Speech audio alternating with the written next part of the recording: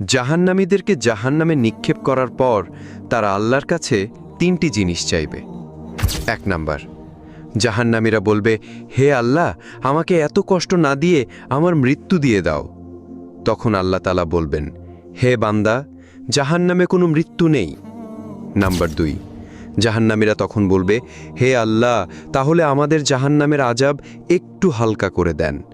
1 মাসে অন্তত 1 দিন বিরতি দেন, অথবা 24 ঘন্টার মধ্যে আমাদের 10 মিনিট হলেও আযাব থেকে বিরত রাখুন।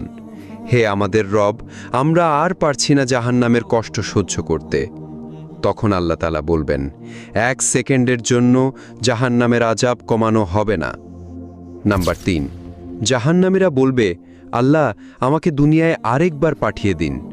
আমি দুনিয়াতে গিয়ে শুধু আপনার ইবাদত করব।